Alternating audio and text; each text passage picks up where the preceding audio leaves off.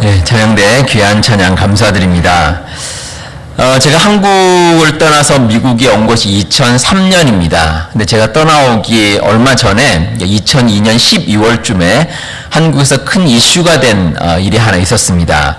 한국에서 그 국가적으로 이 복권, 새로운 복권을 판매하기 시작했습니다. 한국에서 로또라고 그러죠. 그 복권을 이제 판매하기 시작했는데 그때 한국이 한마디로 난리가 났습니다. 그래서 많은 사람들이 너도나도 그 복권을 사려고 아주 줄을 서 있었고 또 로또 광풍이다 할 정도로 아주 큰 이슈가 된 적이 있습니다. 근데 제가 당은 다 잊어버렸는데 그 광고를 하면서 내가 문구가 아직도 기억이 납니다. 그 문구 이름이 이렇습니다. 인생 역전. 예, 이게 그 슬로건으로 내가 문구입니다. 인생 역전. 그러니까 뭐 1등 그 잭팟에 당첨이 되면 인생이 역전될 수 있다. 뭐 그런 의미인 것 같습니다. 우리 여러분들은 어떻습니까? 지금 살고 계신 인생이 이 역전이 좀 되기를 원하십니까?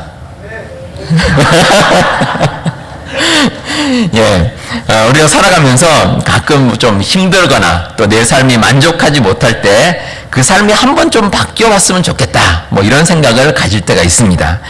오늘 함께 읽으신 본문에 나오는 이 나오미와 룻, 이 두 사람은 정말 어떻게 보면 그 인생이 한번 바뀌었으면 좋겠다라고 생각할 정도로 힘든 삶을 살았습니다. 이 두 사람에게 있어서 인생은 참 힘들다라는 이 한마디로 정말 표현이 될 수 있는 그런 인생입니다. 이 두 분의 삶을 한번 보시면서 또 이분의 삶이 어떻게 인생의 전환점이 되었고 또 감사하는 삶을 살게 되었는지 거기에 대해서 함께 묵상해 보도록 하겠습니다. 자, 먼저 나오미를 한번 보겠습니다. 이 나오미는 원래 그 삶이 그렇게 나쁜 상황은 아니었습니다. 일단 나오미에게는 그 남편이 있었고 또 아들이 둘씩 있었습니다. 그러니까 고대 사회에서 한 집안에 남편도 있고 아들도 이렇게 있다는 것은 아주 대단한 힘이 됩니다. 왜냐하면 뭐 오늘날은 좀 다릅니다. 오늘날은 이 남자가 힘을 쓰는 일이 잘 없는 경우도 좀 많이 있습니다. 과거에 비해서 비중이 많이 줄어들었습니다. 그래서 그런지 뭐 이런 우스갯소리도 있습니다. 오늘 교회에서 이 여성교회 주최로 야드세일을 했습니다. 우리도 하죠. 예, 우리도 여성교회 주최로 야드세일을 하는데 근데 교회에서 이런 광고가 나왔습니다. 이번 토요일에 여성교회 주최로 야드세일이 있습니다. 각 가정에서 필요 없는 것들을 가져오셔서 싸게 판매합니다. 잊지 마시고 남편들을 꼭 데리고 나오시기 바랍니다. 네, 현대 사회는 그렇지만 고대 사회는 다릅니다. 고대에서는 이 남자들이 또 큰 역할을 했고 뭐 농사라든지 목축을 주로 하고 살았기 때문에 이 남자의 힘이 없으면 안 되는 일들이 참 많았습니다. 근데 나오미에게는 일단 남편도 있고 또 장성한 두 아들도 있고 그러니까 살아가는 게 그렇게 어렵지가 않았습니다. 실제로 나오미 스스로도 본문 1장 21절에 보시면 내가 풍족하게 나갔더니 이렇게 고백을 합니다. 그러니까 삶이 이렇게 힘들지 않았다는 겁니다. 근데 이 나오미가 고향을 떠났습니다. 이유가 이제 흉년이 드니까 좀 더 그래도 좀 잘 살아보겠다라고 생각을 하고 온 가족을 데리고 모압 지방으로 이주를 했습니다. 근데 모압 지방으로 떠났다가 완전히 망해서 돌아왔습니다. 뭐 가진 재산 다 잃어버리고 더욱이 가정의 그 기둥이었던 남편과 두 아들이 세상을 떠났습니다. 이제는 정말 의지할 곳 없는 정말 처량한 신세가 돼서 고향으로 돌아오게 됐습니다. 이 나오미가 이제 고향인 베들레헴으로 돌아왔는데 뭐 흔히 말하는 뭐 금이 환향이 아닙니다. 뭐 맞아주는 반겨주는 그런 것들이 아니라 좀 비참하게 고향으로 돌아왔습니다. 근데 고향에 살고 있던 다른 사람들에게 이 놀림거리가 됐습니다. 1장 19절에 보시면 온 성읍이 그들을 인하여 떠들었다라고 기록이 되어 있습니다. 이 온 성읍이 떠들었다는 것은 그 마을에 큰 뉴스가 된 겁니다. 나오미가 돌아왔어? 이렇게 사람들이 뉴스가 돼서 다 나와서 이 나오미를 맞이했습니다. 이렇게 떠들썩한 이유가 바로 그겁니다. 이 나오미가 이 고향을 떠날 때는 큰 소리 치고 떠났는데 도대체 얼마나 망했길래 이렇게 처량한 모습으로 돌아왔나? 그 모습을 좀 확인해 보기 위해서 많은 사람들이 몰려들었던 겁니다. 그래서 본문 19절에 보시면 이 고향 사람들이 나오미를 맞이하면서 이렇게 말합니다. 이가 나오미냐 이렇게 말합니다. 이게 무슨 말입니까? 이 놀리는 말입니다. 예, 나오미가 어떻게 이렇게 불쌍하게 돌아왔느냐라고 나오미에게 그렇게 얘기합니다. 이 원래 나오미라는 이 말의 뜻이 기쁨이라는 뜻입니다. 기쁨. 예, 기쁨. 그런데 이가 나오미야 이 말은 다시 말하면 아이고 우리 기쁨이가 돌아왔네 이런 소리입니다. 이 놀리는 말이죠 이거. 예, 이 누군가 돌아왔는데 그 이름을 가지고 놀리는 겁니다. 사실 이런 반응을 한 사람들이 또 다 여자들이었습니다. 이 한글 성경에는 이 주어가 나와 있지 않습니다. 그런데 영어 성경에 보시면 여인들이 나오미에게 나와 말을 걸었다. 그러니까 여인들이 주어입니다. 그리고 원어인 히브리어에도 보시면은 이가 나오미냐라고 말한 그 주어가 여성 복수 명사입니다. 그러니까 이제 여성들이 다 나와가지고 이 나오미를 그렇게 맞이한 겁니다. 자, 이 말을 들은 나오미의 마음이 어떻겠습니까? 이 진짜 같은 여자로서 얼마나 자존심이 상하겠습니까? 자기는 어떻게 할 수 없어서 고향으로 돌아왔는데 이 전에 같이 알고 지냈던 다른 그 많은 여인들이 자기를 보면서 그렇게 놀리고 조롱을 하는 겁니다. 나오미의 마음에 차라리 내가 할 수 있으면 고향이 아니라 다른 데로 갔으면 좋겠다 뭐 이런 생각이 들었을 수도 있습니다. 제가 잘 아는 부부가 한국에서 이제 미국으로 이민을 왔습니다. 근데 이 부부가 온 지 1년이 채 되지 못해서 위기를 맞았습니다. 왜냐하면 미국 땅에 정착하는 게 너무 힘들었기 때문입니다. 그러니까 이제 남편이 아내에게 얘기합니다. 우리 도저히 여기 정착 못하겠으니까 한국으로 다시 갑시다. 이렇게 얘기를 했습니다. 근데 아내가 나는 절대 못 간다고. 예, 그렇게 얘기를 했습니다. 근데 못 가는 이유가 이렇습니다. 아니 한국에서 떠날 때 그렇게 큰 소리 치며 떠났는데 아니 어떻게 1년도 못 돼서 돌아가느냐. 이게 이유였습니다. 그러니까 이 부부가 한국을 떠날 때 이 공항에 많은 사람들이 이 배웅을 나왔습니다. 그래서 뭐 가족들, 친척들, 친구들 다 나와서 아주 성대하게 환송을 했는데 1년도 못 돼서 돌아가면 얼마나 창피하겠냐는 겁니다. 그래서 이제 돌아가지 않겠다고 이렇게 우겨가지고 그래서 계속해서 살게 됐는데 꽤 오랜 세월이 지났는데 지금은 미국에 정착해서 잘 살고 계십니다. 이 남편들은 아내 말을 잘 들으면 예. 근데 나오미의 처지가 이렇습니다.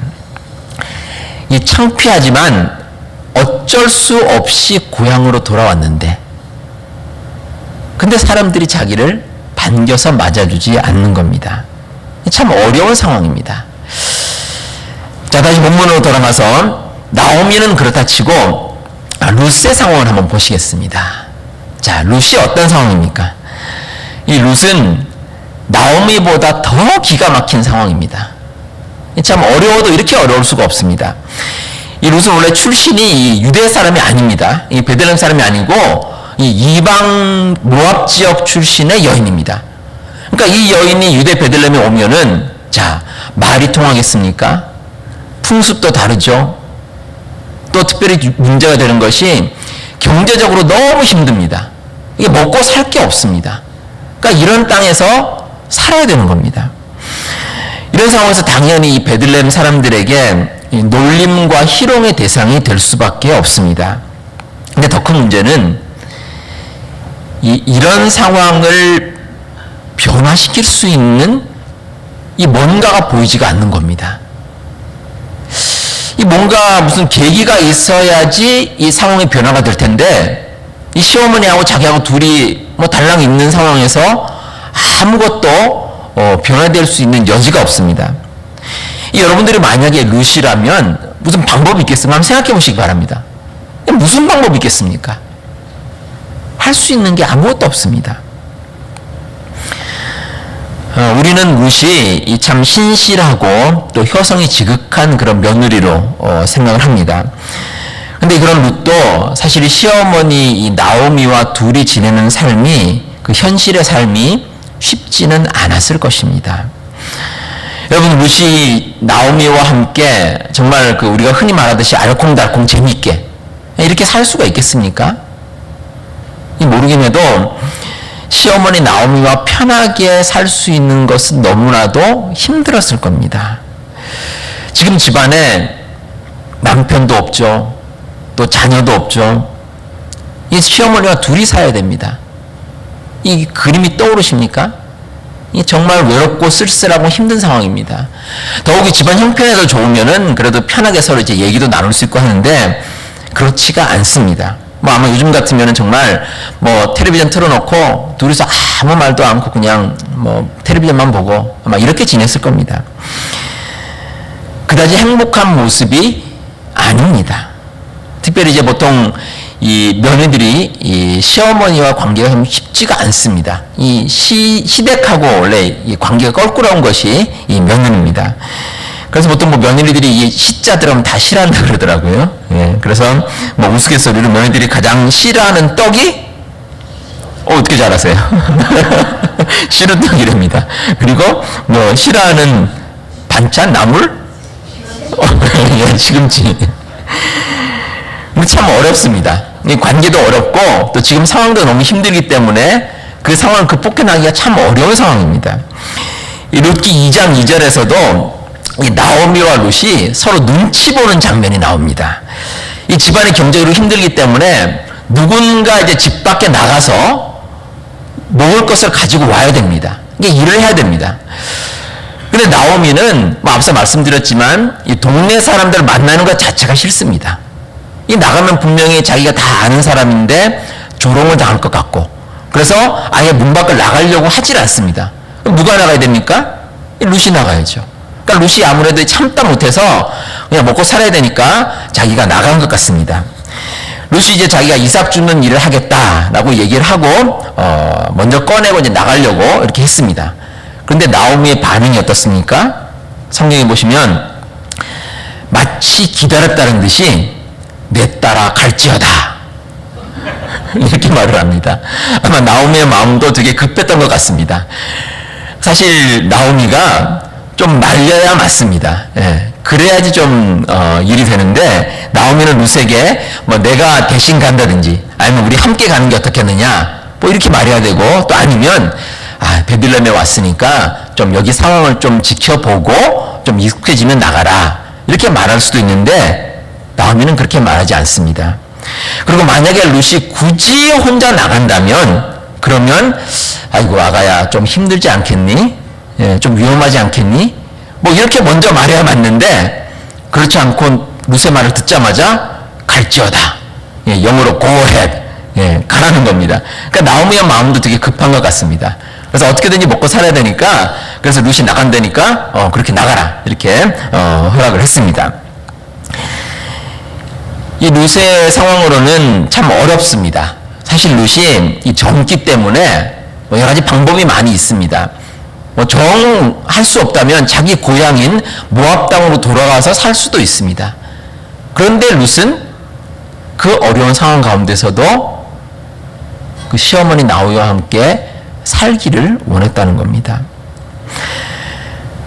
자, 지금까지 보셨듯이 이 나오미나 룻이나 둘 다 참 절망적인 상황입니다. 앞이 보이지 않습니다.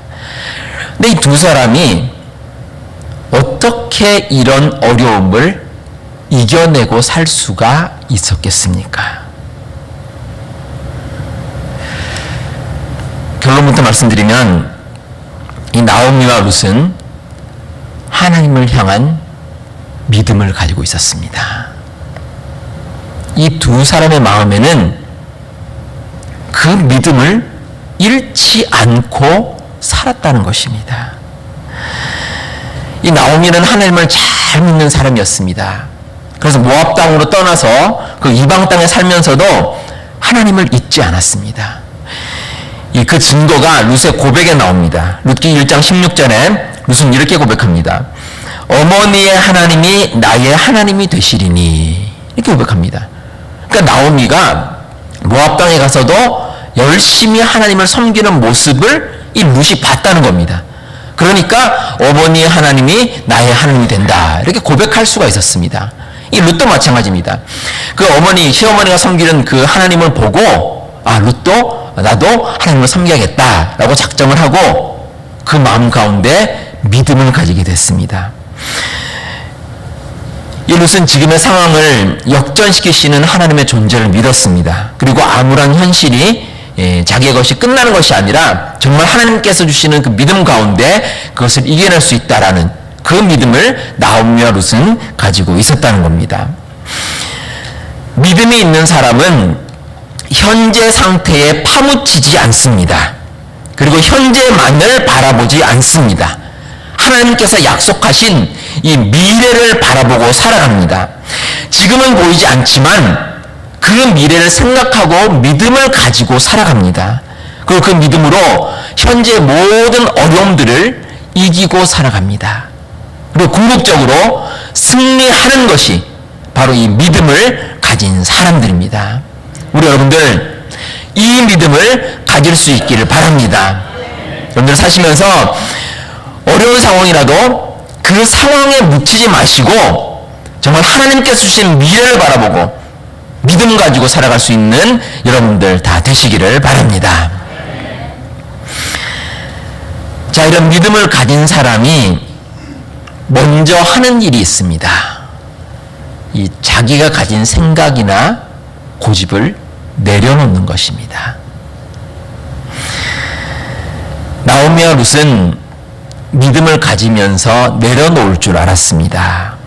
하나님께서 인도하시는 길이라면 창피함을 무릅쓸 줄 알았습니다. 그래서 나오미는 그 부끄러움을 무릅쓰고 고향인 베들레헴으로 다시 돌아왔습니다. 룻도 창피함을 무릅쓰고 이삭을 주우러 나갔습니다. 그리고 담대하게 삶을 이어갈 수가 있었습니다.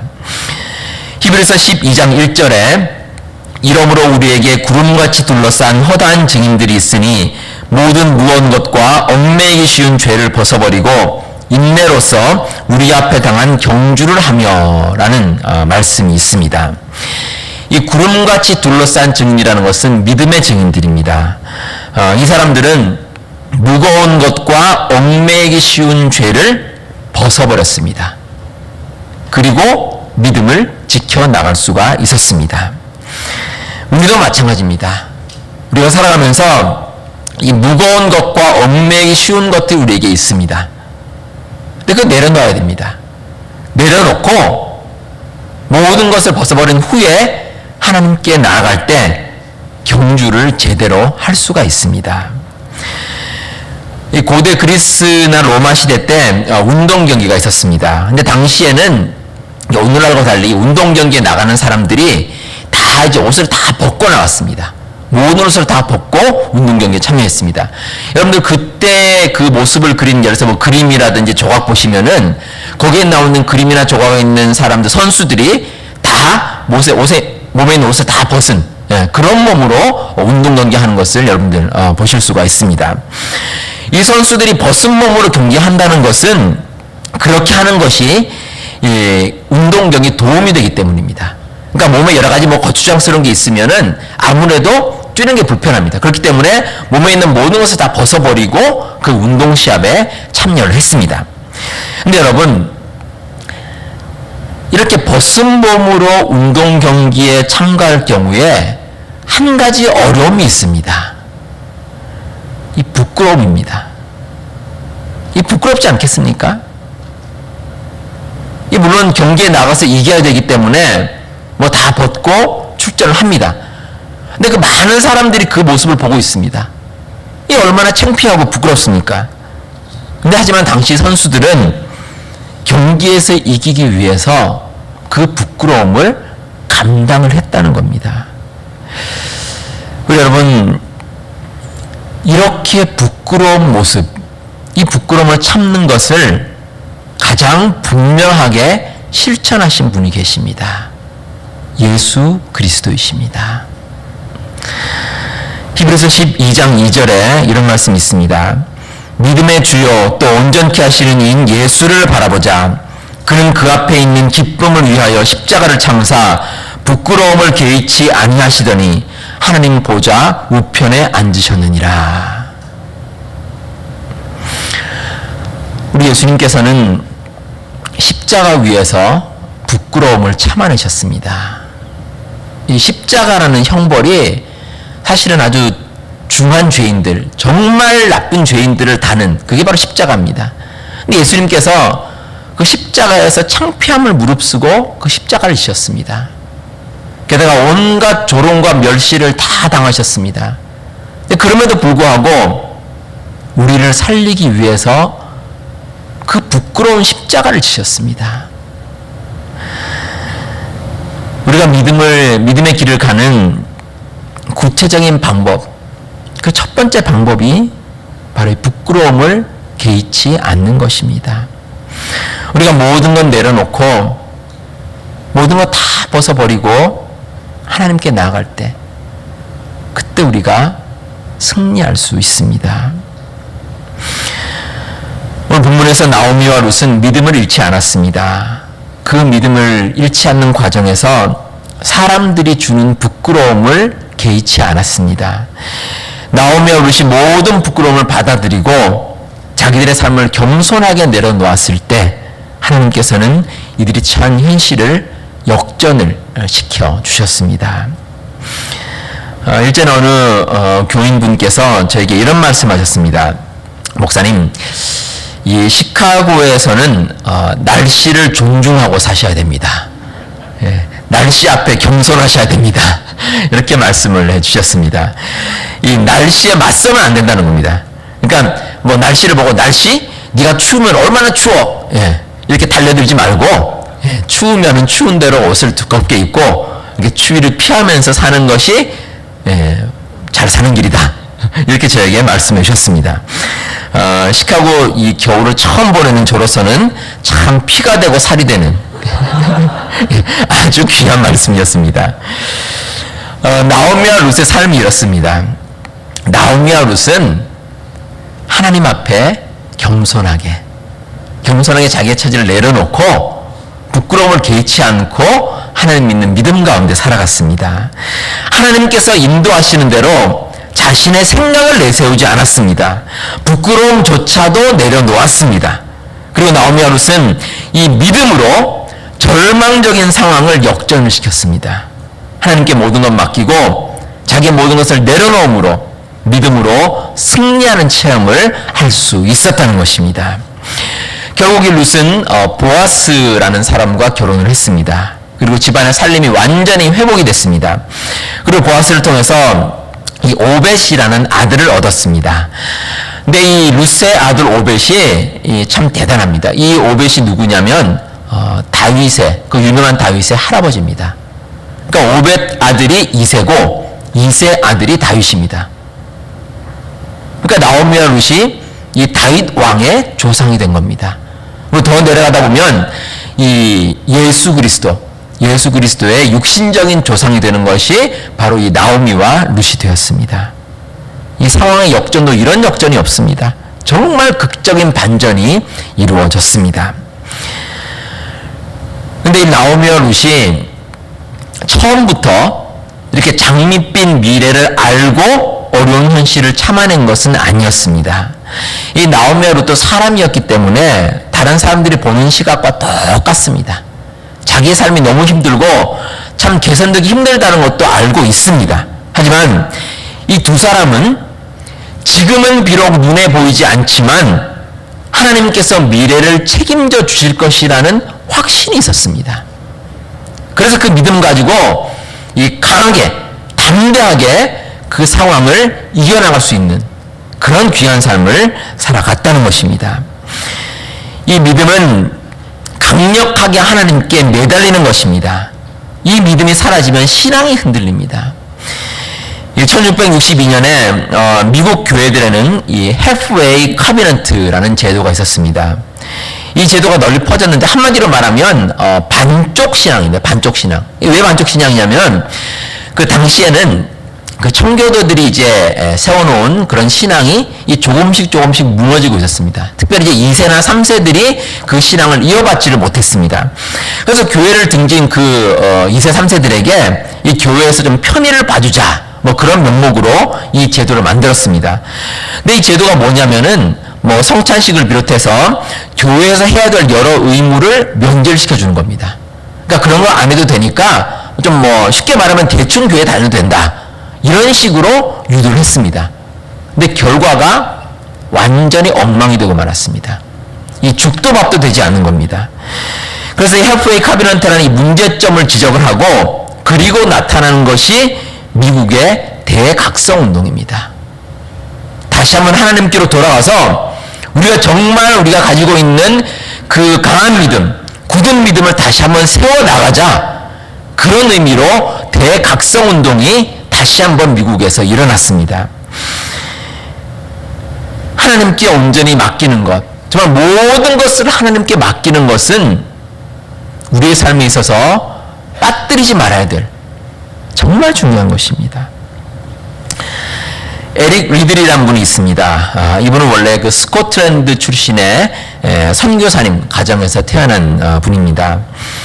이 에릭의 부모님은 중국에서 선교하셨는데, 그래서 이제 에릭도 중국에서 출생을 했습니다. 나중에 중국에서 이제 고향인 스코틀랜드로 돌아왔는데, 이 에릭이라는 분이 아주 달리기를 아주 잘했습니다. 그래서 자기가 갖고 있는 그 장점을 더 열심히 살려서 나중에는 이제 영국 달리기 100m 국가대표가 됐습니다. 그리고 파리 올림픽에도 참여하게 됐습니다.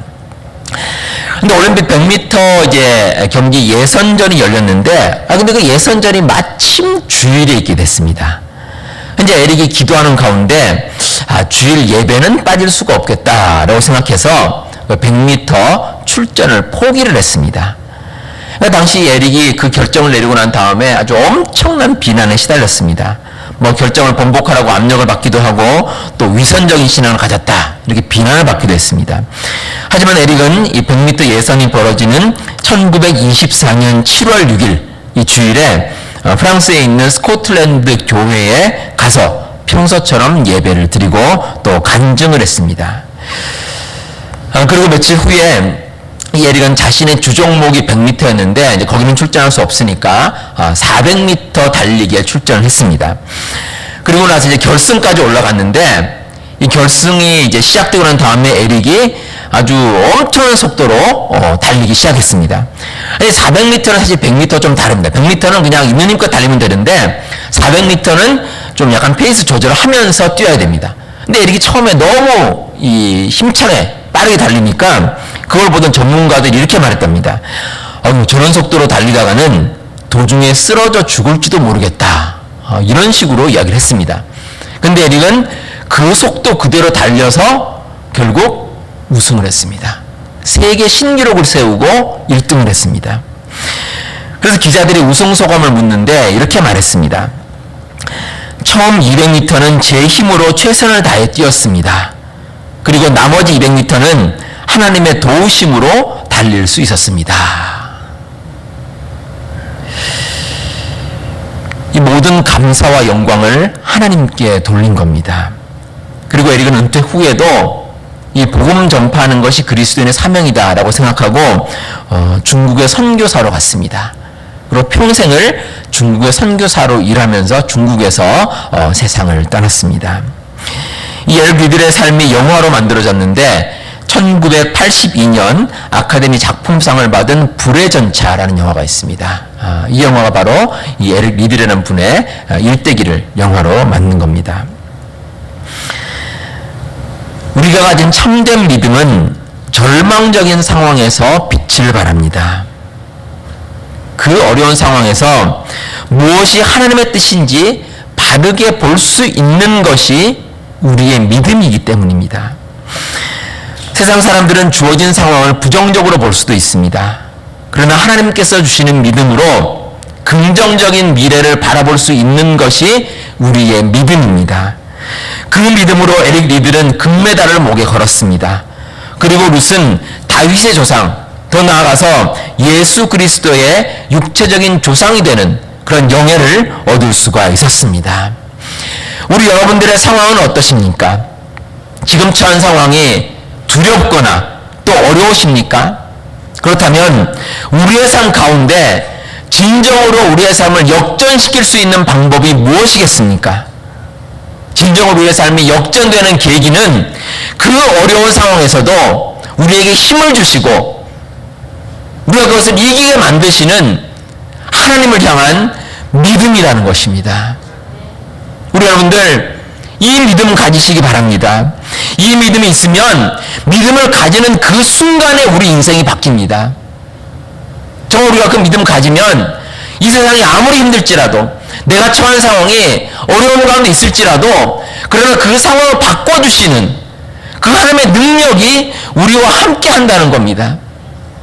그럼 우리가 우리의 상황을 이기고 나갈 수가 있습니다. 우리 사랑하는 성도 여러분, 힘든 상황에서 우리가 할 수 있는 것이 무엇이 있겠습니까? 전능하신 하나님께서 우리를 지켜주신다는 그 믿음입니다. 그 믿음밖에 없습니다. 우리가 그 믿음을 통해서 정말 나와 함께 하시는 하나님께 감사를 드리고 하나님께 영광을 돌리며 살아갈 수가 있습니다. 우리 성도 여러분, 믿음으로 어려운 상황을 이겨나가시 바랍니다. 그 믿음 가운데 하나님께서 함께 하시고 감사의 조건들을 우리들에게 허락하십니다. 우리가 살아가는 순간순간마다 우리 하나님 바라보는 믿음 가운데 승리하시고 또 감사로 하나님께 영광 돌리시는 우리 모든 성도님들 다 되시기를 바랍니다. 기도하겠습니다.